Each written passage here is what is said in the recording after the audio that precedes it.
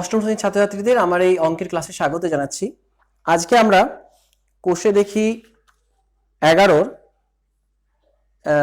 কিছু অঙ্ক কি করে সমাধান করতে হয় সেটা শিখে নেব।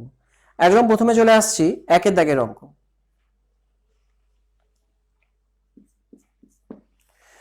একের দাগের অঙ্ক বলেছে আমার কাছে 50 টাকা আছে, 50 টাকার 12% আমি স্কুলে পেন কিনতে খরচ করলাম, আমি কত টাকার পেন কিনলাম হিসাব করি। আমার কাছে আছে 50 টাকা, তাহলে আমি লিখছি আমার কাছে আছে সমান 50 টাকা। আমি পেন কিনতে খরচ করলাম কত? পেন কিনতে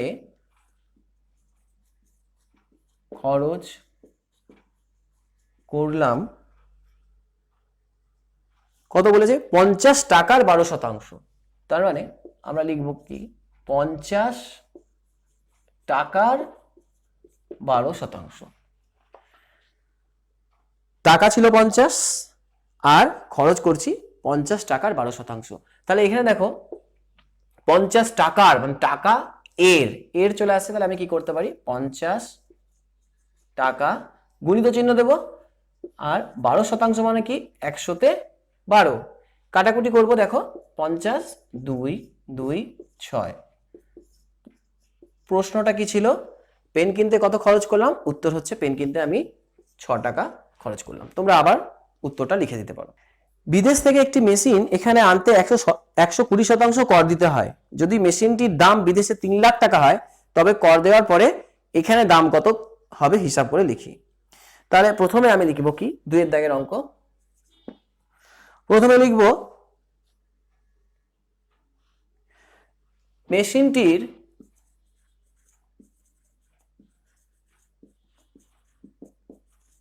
বিদেশে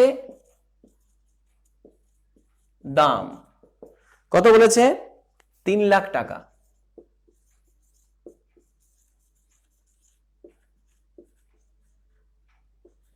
3 লাখ টাকা মেশিনটির বিদেশে দাম। এবারে এই মেশিনটাকে এখানে আনতে 120% কর দিতে হয়। তাহলে করটা কার উপর দিতে হয়? মেশিনের দামের উপর দিতে হয়। তাহলে বিদেশ থেকে এখানে আনতে বা আমদানি করতে, বিদেশ থেকে আমদানি করতে কর দিতে হয় 120%। 120% কার উপর দিতে হয়? মেশিনের বিদেশের দামের উপর দিতে হয়। তাহলে মেশিনের বিদেশের দাম ছিল কত? 3 লাখ টাকা। তার উপরে 120%। তাহলে 120% মানে কি 120/100 এতটা কর দিতে হয়। এখানে টাকা লিখে দিতে পারো। ঠিক আছে, এবার দেখো শূন্যগুলো কেটে দিলাম, 0 0 0 0। তাহলে দেখো কত কর দিতে হচ্ছে?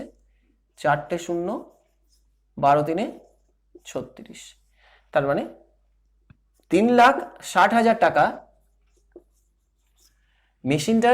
মেশিনটা আনতে কর দিতে হচ্ছে। তাহলে 3,60,000 টাকায় কিন্তু আমরা মেশিনটা কিনতে পাচ্ছি না। এটা 3,60,000 টাকা আমাদের কর দিতে হচ্ছে। মেশিনের দাম বিদেশে 3 লাখ টাকা, তাহলে কর দিতে হচ্ছে 3,60,000। তাহলে এটার সঙ্গে নিশ্চয়ই এটা যোগ হবে, তবে যে টাকাটা পাবো সেইটা আমি সেই টাকাতে আমি মেশিনটা কিনবো। তাহলে এখানে কর, দেখো প্রশ্নতেও তাই বলেছে, কর দেওয়ার পর এখানে দাম কত হবে। তাহলে কর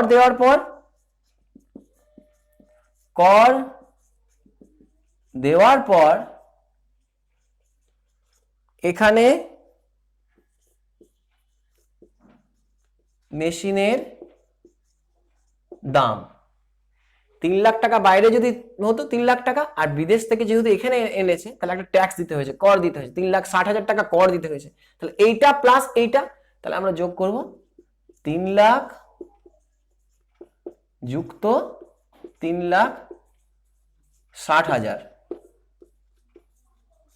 তাহলে মোট কত টাকা দিতে হয়েছে? 6,60,000 টাকা। আশা করছি তোমরা বুঝতে পেরেছো অঙ্কটা, 2 এর দাগের অঙ্ক। ছয়ের দাগের অঙ্ক বলেছে জলে হাইড্রোজেন ও অক্সিজেন 2:1 অনুপাতে আছে, জলের মোট পরিমাণে হাইড্রোজেন ও অক্সিজেনের শতকরা কত আছে লিখি। শতকরা মানে 100তে কত আছে, তাই তো? তাহলে আগে প্রথমে লিখব জলে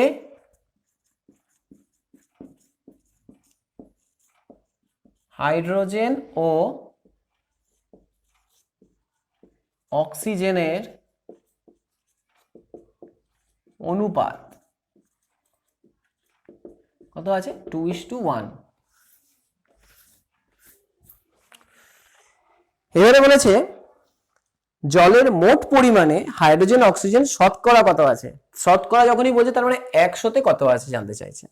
100 এককে, 100 একক জলে কতটা পরিমাণ হাইড্রোজেন আছে বা এবং অক্সিজেন আছে এটা জানতে চাইছে।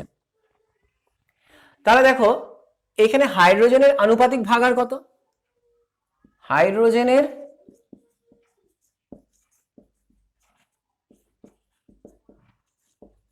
আনুপাতিক ভাগার, এগুলো আমরা আগে শিখেছি। হাইড্রোজেন কত আছে, হাইড্রোজেন প্রথমে আছে, তাহলে হাইড্রোজেন হচ্ছে 2। কতর মধ্যে 2, হাইড্রোজেন কতর মধ্যে 2, 2 আর 1 যোগ করো, 3 এর মধ্যে 2। হাইড্রোজেনের আনুপাতিক ভাগার হচ্ছে 2/3। তাহলে অক্সিজেনেরটা কি হবে, অক্সিজেনের আনুপাতিক ভাগার, অক্সিজেন কোনটা, অক্সিজেন শেষেরটা, তাহলে 1।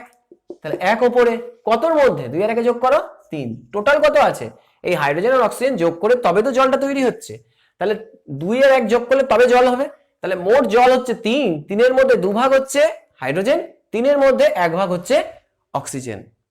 এবারে আমাকে বলেছে যে শতকরা কত আছে হাইড্রোজেন ও অক্সিজেন। শতকরা মানে 3 ভাগে যদি 1 ভাগ থাকে, 1 ভাগে কত, 100 ভাগে কত, এরকম করে ঐকিক নিয়মে করতে পারো অথবা ডাইরেক্ট করা যায়। কিভাবে করা যায় দেখো, নিচে লিখব হাইড্রোজেনের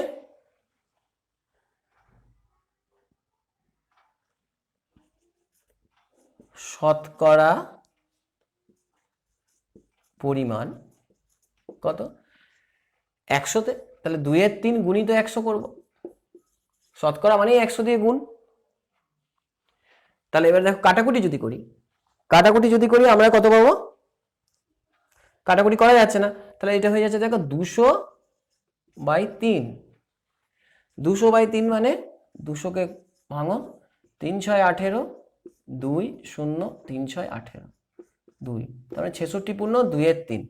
জলে হাইড্রোজেন কত রয়েছে, 66.2%।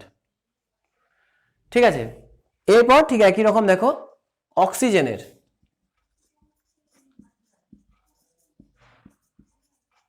শতকরা পরিমাণ কত, শতকরা পরিমাণ দেখো অক্সিজেনের 1/3 ছিল, এই যে অক্সিজেন কত 1/3, কার 1/3, টোটাল যদি জল 100 হয় তাহলে 100 1/3।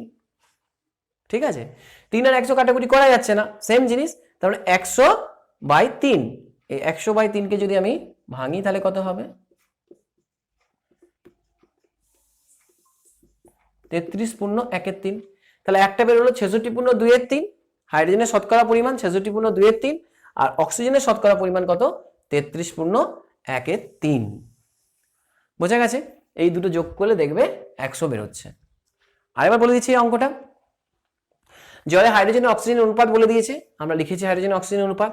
হাইড্রোজেনের আনুপাতিক ভাগার আমরা নিচু ক্লাসে জেনেছি এটা, হাইড্রোজেন আনুপাতিক ভাগার, হাইড্রোজেন কোনটা 2, টোটাল কত 3, তাহলে 3 ভাগে 2 ভাগ হাইড্রোজেন। অক্সিজেন কত, 3 ভাগে 1 ভাগ। এবারে হাইড্রোজেনের শতকরা পরিমাণ কত, একবারে 2 এর 3 এর সঙ্গে 100 গুণ করে দিলাম, শতকরা মানে 100তে কত। তোমরা চিন্তা করে দেখতে পারো এরকম, মানে অর্থাৎ 3 ভাগে 2 ভাগ হাইড্রোজেন, এই দেখো 3 ভাগে 2 ভাগ হাইড্রোজেন, 1 ভাগে কত 2/3, 100 ভাগে কত 2/3 ইন্টু 100। এইটা আমি ডাইরেক্ট এখানে করে দিলাম 2/3 ইন্টু 100। ঠিক একই রকম অক্সিজেনের শতকরা পরিমাণও একই রকম 1/3 ইন্টু 100। এটাকেও আমরা 3 ভাগে 1 ভাগ লিখতাম, 1 ভাগে কত 100 ভাগে কত, উত্তর হবে 33.13। এটা একটু সংক্ষেপে আমি করে দিলাম, তোমরা ভেঙেও করতে পারো ঐকিক নিয়মের মাধ্যমে। 7 এর দাগের অঙ্ক বলেছে হৃদয়পুর একটি কারখানায় আগে দৈনিক 1500টি বোতল তৈরি হতো, এখন তৈরি হয় দৈনিক 1695টি। ওই কাছের কারখানায় উৎপাদন শতকরা কত বৃদ্ধি পেয়েছে হিসাব করি। ঠিক আছে, তাহলে আমরা প্রথমে কি লিখব? কারখানায়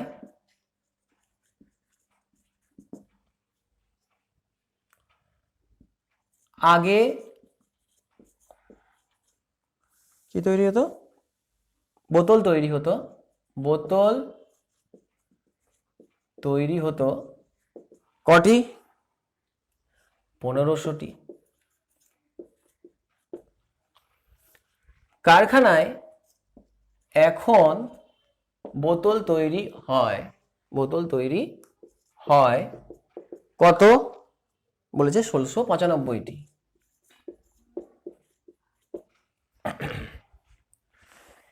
লাস্টে বলেছে দেখো, শতকরা বোতল উৎপাদন কারখানায় কত বৃদ্ধি পেয়েছে। শতকরা যদি শুধু জিজ্ঞেস করতো যে বোতল উৎপাদন কত বৃদ্ধি পেয়েছে, আমরা কি করতাম? এটা থেকে এটা বিয়োগ করতাম। আগে এখন চিন্তা করছি যে বোতল উৎপাদন কত বৃদ্ধি পেয়েছে। তাহলে দেখো, বোতল এখানে লিখব বোতল উৎপাদন বৃদ্ধি পেয়েছে। আমি কিন্তু শতকরা কথাটা লিখিনি, শতকরা করলেই কিন্তু 100 চলে আসবে। কিরকম দেখো, 1695 এখন, আর আগে ছিল 1500। বিয়োগ করছি, বিয়োগ করলে হবে 195টি। সাধারণ অর্থে বোতল বৃদ্ধি পেয়েছে 195টি, কিন্তু আমাকে শতকরায় চিন্তা করতে হবে।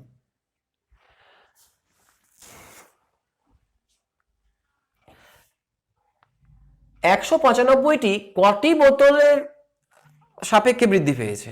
আগে কত হতো? 1500, সেখানে কত বৃদ্ধি পেয়েছে? 195। তাহলে 100 কত? তাহলে আমরা এখানে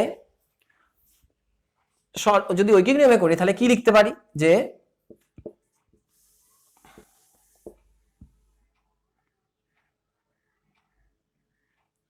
1500টি বোতলে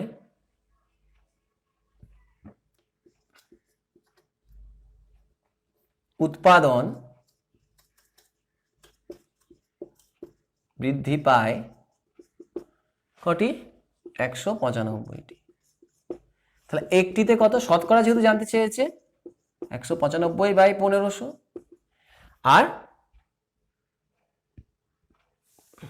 100তে কত? 100টি বোতলে কত বৃদ্ধি পেয়েছে? তাহলে হয়ে যাবে 195/1500 ইন্টু 100। দেখো, 0 কেটে যাচ্ছে, 0 কেটে যাচ্ছে, 15 একে 15, 4, 15 3 45। তারপরে শতকরা বৃদ্ধি পেয়েছে 13। 100তে কত বৃদ্ধি পেয়েছে? 13। তাহলে প্রশ্ন আছে যে উৎপাদন শতকরা কত বৃদ্ধি পেয়েছে, তাহলে লিখব উৎপাদন শতকরা 13% বৃদ্ধি পেয়েছে। এটা তো উত্তর ঐকিক নিয়মে করলাম। আর এমনি যদি করতাম তাহলে কি করতাম? ডাইরেক্ট করতাম। কিভাবে? দুটো পদ্ধতি দেখিয়ে দিচ্ছি তোমাদের। উৎপাদন বৃদ্ধি পেয়েছে, ও শতকরা, এখানে লিখব শতকরা উৎপাদন বৃদ্ধি পেয়েছে। 195টা বোতল বৃদ্ধি পেয়েছে। কটার মধ্যে বৃদ্ধি পেয়েছে? 195, 1500টার মধ্যে। তার মানে জটার মধ্যে সেটাকে নিচে রাখি আমরা, আর 195 ওপরে, আর শতকরা মানে 100 দিয়ে গুণ, শতকরা মানেই 100 দিয়ে গুণ করব। তাহলে দেখো, 0 কেটে গেল, সেই একই জিনিস। উত্তর কত? 13। তাহলে উত্তর যে কোনো উপায়েই আমরা করি, আমরা লিখব উত্তর কি? শতকরা উৎপাদন বৃদ্ধি পেয়েছে 13%, বা উৎপাদন বৃদ্ধি পেয়েছে শতকরা 13%। 8এর দাগের অঙ্ক দেখো। 8এর দাগের অঙ্ক বলেছে, সাধারণত বায়ুতে নাইট্রোজেন, অক্সিজেন ও কার্বন ডাই অক্সাইড গ্যাসের পরিমাণ যথাক্রমে এত এত এত। 25 লিটার বায়ুতে কোন গ্যাস কতটুকু আছে? তাহলে বায়ুর পরিমাণ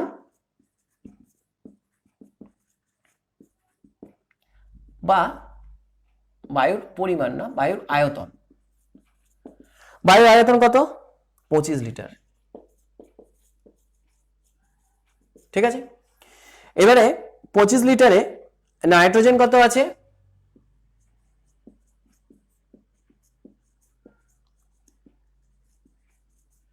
নাইট্রোজেন আছে কত 75.6%। তবে নাইট্রোজেন আছে কত কার 75.6%, 25 লিটারের 75.6%। তাহলে আমরা ডাইরেক্ট লিখবো 25 লিটার গুণিত 75.6% মানে তলায় 100, 75.6% মানে তলায় 100। কাটাকুটি করো, 25 একে 25, 25 4 100, 4 4 18 72, 3 4 9 36, তার মানে 18.9 লিটার। নাইট্রোজেন কত আছে 18.9 লিটার। ঠিক একই রকম দেখো অক্সিজেন কত আছে,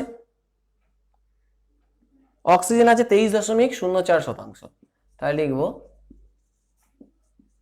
অক্সিজেন আছে দেখো 25 লিটার যেমন আছে আছে একই থাকবে, গুণিত 23.04 বাই 100, শতাংশ বলেছে মানে 100।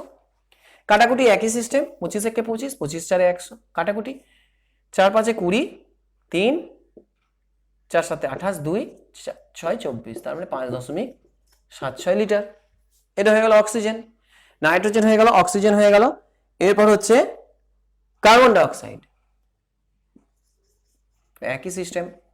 কার্বন ডাইঅক্সাইড কত আছে দেখো 25 লিটারই তো আছে টোটাল বায়ু, তার কত শতাংশ কার্বন ডাইঅক্সাইড বলে দিয়েছে 25 লিটারের 1.36%। তাহলে 1.36% মানেই তলায় 100। কাটাকুটি 4 পয়েন্ট 4 3 12, 1 4 9 36, তার মানে হচ্ছে 0.39 লিটার, বা এখানে আগে একটা জিরো বসিয়ে দিতে পারো, 0.39 লিটার। তাহলে এটা একটা, সরি 39 না, 4 3 12, 1 4 16, 4, এটা হয়ে যাবে 0.34, 3 এটা 4 হবে, ঠিক আছে।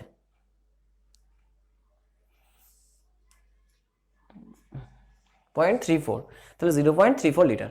তাহলে হয়ে গেল এই অঙ্কটাও একই ধরনের অঙ্ক। এরপর দেখো 9 দাগের অঙ্ক। 9 দাগের অঙ্কতে বলেছে যে তৃষা মিলনদার বইয়ের দোকান থেকে একটি বই কিনলো। মিলনদাদা বইয়ের উপর লেখা দামের উপর পর্যায়ক্রমে পরপর 10% ও 5% ছাড় দিল। বইটির উপর লেখা দাম 200 টাকা। এখন তৃষা বই কিনতে গেছে, বইয়ের দামটা আগে বলে দিয়েছে, দেখো বইটির উপরে লেখা দাম, বইটির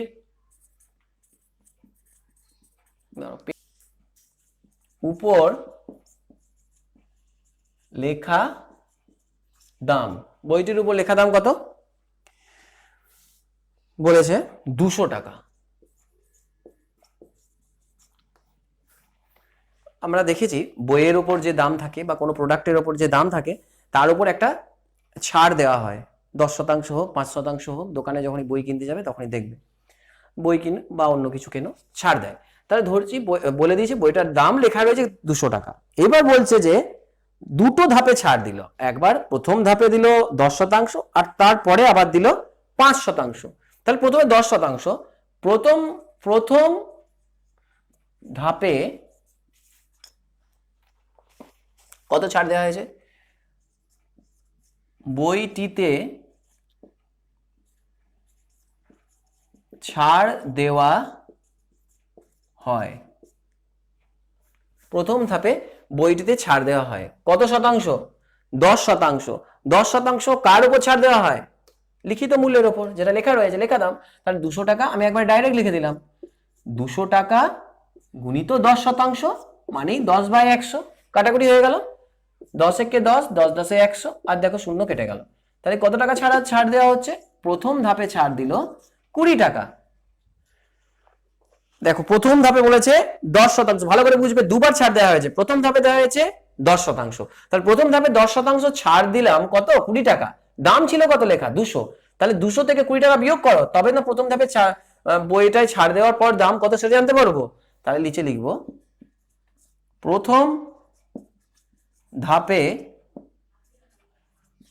বইটিতে ছাড় দেওয়ার পর দাম দাঁড়ায় কত? 200 ছিল, 20 টাকা ছাড় দিয়েছি আরো, তাহলে ছাড় দিয়ে এখন তৃষা বইটা ক টাকায় কিনবে? 100, প্রথম ধাপে ছাড় দিলে 180 টাকা। যদি শুধু বলতো যে 10% ছাড় দিয়েছে, তাহলে তৃষা কত টাকায় কিন্তু বইটা? 180 টাকায়। কিন্তু তৃষা একবার ছাড় নেয়নি, তৃষা দুবার ছাড় নিয়েছে। দেখো আরো একবার বলেছে যে আবার 5% ছাড় দিয়েছে, দ্বিতীয় ধাপে বইটিতে আবার 5% ছাড় দিয়েছে। তাহলে আমি লিখবো দ্বিতীয় ধাপে, খালি কনসেপ্টটা ক্লিয়ার রাখো, দ্বিতীয় ধাপে বইটিতে ছাড় দেওয়া হয়। এখন দেখো যে ছাড়টা দ্বিতীয় ধাপে দিচ্ছে সেটা 5%, কিন্তু সেটা কার উপর দিচ্ছে? এইখানে একটা জিনিস মনে রাখতে হবে, প্রথম ধাপে ছাড় দিয়ে যেটা দাঁড়াচ্ছে তার উপর দিচ্ছে, অর্থাৎ এটার উপর দিচ্ছে, এটার উপর নয়। প্রথম ধাপে তো ছাড় দেওয়া হয়ে গেছে, দিয়ে দামটা এটা দাঁড়িয়েছে, এইটার উপর আবার দিচ্ছে 5%। তাহলে আমি কি লিখবো? 180 টাকা গুণিত 5/100, শূন্য কেটে গেল, শূন্য কেটে গেল, 5 1 2, 2 9 18। তাহলে দ্বিতীয় ধাপে কত টাকা ছাড় দেওয়া হচ্ছে? 9 টাকা। এটা তো ছাড় দেওয়া হলো, তাহলে আলটিমেটলি তৃষা মিলনদাকে কত টাকা দেবে? 100, প্রথম ছাড়টা দেওয়ার পর প্রথমে 200 টাকা লেখা ছিল, তারপর 20 টাকা ছাড় দিয়েছে, 180 টাকা। আবার 180 টাকার উপর আবার 5% ছাড় দিয়েছে, মানে 9 টাকা। তাহলে তৃষা ক টাকা দেবে? নিশ্চয়ই এটা থেকে এটা বিয়োগ করতে হবে, তবে যেটা হবে সেটাই তৃষা দেবে। তাহলে তৃষা মিলনদাকে দেবে সমান 180 বিযুক্ত 9 টাকা সমান 171 টাকা। এটা মিলনদাকে দেবে। বোঝা গেছে? খেয়াল রাখবে, এটা পরপর ছাড়ের অঙ্ক এরকম আসতে পারে, এটা কঠিন কিছু নেই, কনসেপ্ট ক্লিয়ার রাখবে, খালি পরপর ছাড়গুলো দিয়ে যেতে হবে। 10% ছাড় দিয়েছি প্রথমে, তারপরে দিয়েছি 5% ছাড়। এরপর দেখো 10-এর দাগের অঙ্ক। 10-এর দাগের অঙ্ক বলেছে একটি বর্গক্ষেত্রের প্রতিটি বাহুর দৈর্ঘ্য 10% বাড়ালাম। ওই বর্গক্ষেত্রের ক্ষেত্রফল শতকরা কত বাড়লো? এখন প্রশ্ন হচ্ছে যে আমরা তো বর্গক্ষেত্রের প্রতিটি বাহুর দৈর্ঘ্য 10% বাড়ানো হচ্ছে, কিন্তু প্রতিটি বাহুর দৈর্ঘ্য কত সেটা তো জানি না। তাহলে আমাদের কিছু একটা ধরে নিতে হবে। তাহলে আমরা এখানে ধরছি, দেখো 10-এর দাগের ধরি বর্গক্ষেত্রের প্রতিটি বাহুর দৈর্ঘ্য সমান কত বলেছে? 10%, ধরছি আমি 100 একক। বর্গক্ষেত্রের প্রতিটি বাহুর দৈর্ঘ্য 100 একক ধরলাম। এরপর বলেছে ওই বর্গক্ষেত্রের প্রতিটি বাহুর দৈর্ঘ্য 10% বাড়ালাম। তাহলে এখন কত আছে? 100 একক। এবারে 10% করে বাড়াবো বাহুর দৈর্ঘ্য, ঠিক আছে? আচ্ছা, তার আগে আমি দেখে নিচ্ছি এখন বর্গক্ষেত্রের ক্ষেত্রফল কত, কারণ লাস্টে দেখো জানতে চেয়েছে যে বাড়ানো হলে বর্গক্ষেত্রের ক্ষেত্রফল শতকরা কত বাড়লো। তার মানে নিশ্চয়ই এখন যে বাহুর দৈর্ঘ্য সেখান থেকে যত ক্ষেত্রফল হবে, আর বাড়ানোর পর যে বাহুর দৈর্ঘ্য হবে সেটার যে ক্ষেত্রফল হবে, এই দুটো থেকে নিশ্চয়ই বিয়োগ করতে হবে, তবে তো আমি কত বাড়লো না কমলো সেটা জানতে পারবো। তাহলে প্রথমে এর ক্ষেত্রফলটা বের করি। প্রথম অবস্থায় ধরি বর্গক্ষেত্রের প্রতিটি বাহুর দৈর্ঘ্য 100 একক, তাহলে বর্গক্ষেত্রের ক্ষেত্রফল কি হবে? ফর্মুলা আমরা জানি, বাহু গুণিত বাহু এককের স্কয়ার। তার মানে কি? বাহু কত আছে? 100, 100 গুণিত 100 এককের স্কয়ার। ক্ষেত্রফল মানে মাথায় স্কয়ার দিতে হবে। 100 গুণিত 100 মানে একের পিঠে কটা শূন্য? দুটো, দুটো চারটে, একটা দুটো তিনটে চারটে। তাহলে এখানে লিখবো এককের স্কয়ার। হয়ে গেল, এটা প্রথম ক্ষেত্রে। এইবারে বর্গক্ষেত্রের বাহুর দৈর্ঘ্য বাড়ানো হচ্ছে, লিখবো বর্গক্ষেত্রের প্রতিটি বাহুর দৈর্ঘ্য 10% বাড়ানো হলে, যদি 10% বাড়ানো হয়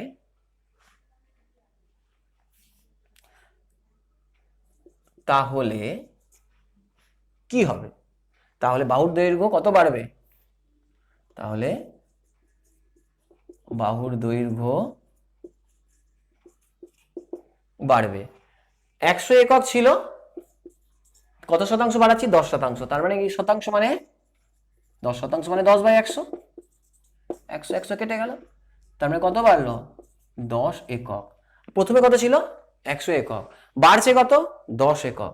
তাহলে এখন বর্গক্ষেত্রের প্রতিটি বাহুর দৈর্ঘ্য কত দাঁড়াবে? 100 ছিল, 10 বাড়ছে। এখানে ডাইরেক্ট আমি 110/100 করতে পারতাম, করলাম না, যাই হোক ঠিক আছে।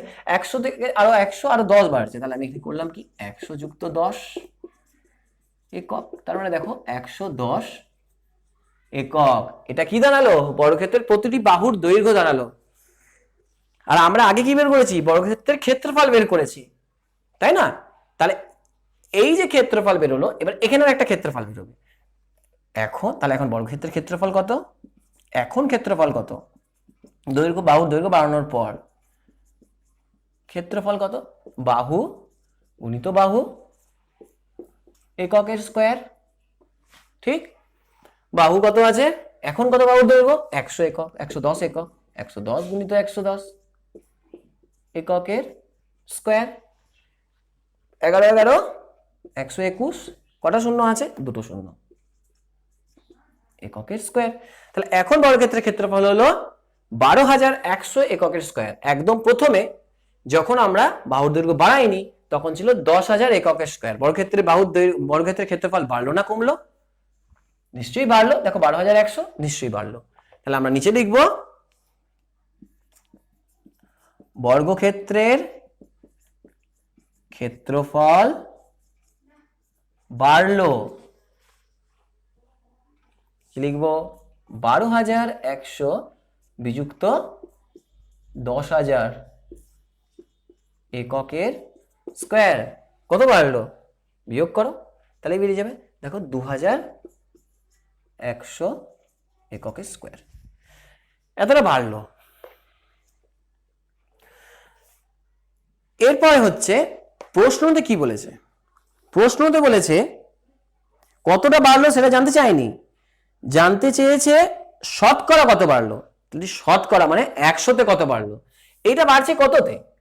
দুটো জিনিস ছিল, এইটা একটা ক্ষেত্রফল আর এটা একটা ক্ষেত্রফল। এই 2,100টা বাড়ছে কোনটাতে? এইটাতে। একে কত বাড়ছে? 100 কত বাড়ছে। যেমন ধরো ঐকিক নিয়মে করি ঠিক সেরকম। আর যদি ঐকিক নিয়মে না করো তাহলে কিভাবে হতে পারে?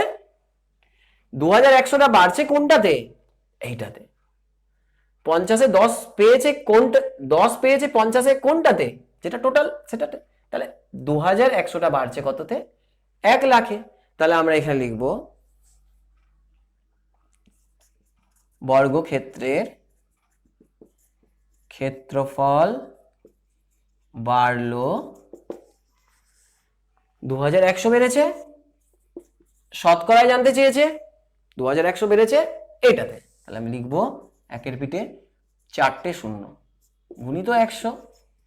ঠিক আছে, আর এইটাকে আমরা লিখবো শতকরা, কারণ দেখো 100 লিখেছি না, তাহলে শতকরা বেরোচ্ছে এবার। আর আমি যদি এখানে শতকরা লিখে দিতাম বর্গক্ষেত্রের ক্ষেত্রফল বাড়লো শতকরা, তাহলে আর এখানে শতকরা লেখার দরকার, পার্সেন্টেজের চিহ্ন দেওয়ার দরকার ছিল না। কিন্তু আমি যেহেতু এখানে শতকরা কথাটা লিখিনি তার জন্য এখানে পার্সেন্টেজের চিহ্ন লিখলাম। এইটাই আমি তোমাদের তখন বলছিলাম, যদি আমি লিখি বর্গক্ষেত্রের ক্ষেত্রফল বাড়লো শতকরা, তখন এখানে পার্সেন্টেজ চিহ্ন দেওয়া দরকার নেই। কিন্তু বর্গক্ষেত্রের ক্ষেত্রফল বাড়লো সমান চিহ্ন দিয়ে আমি, তাহলে শতকরার পার্সেন্টেজের চিহ্ন, কারণ শতকরা এখানে একবার শতকরা লিখবে, এখানে একবার শতকরা লিখবে, সেটা লেখার দরকার নেই। তাহলে এখানে দেখো কাটাকুটি করছি আমি, 1 2 3 1 2 3 4, কেটে গেল 4টে শূন্য। তাহলে বাড়ছে দেখো শুধু 21%। তাহলে উত্তর হচ্ছে বর্গক্ষেত্রের ক্ষেত্রফল বাড়লো 21%। আজকে এই পর্যন্তই থাকছে। আশা করছি তোমরা পুরোটা বুঝতে পেরেছো। আবার তোমাদের সঙ্গে পরের ভিডিওতে দেখা হবে।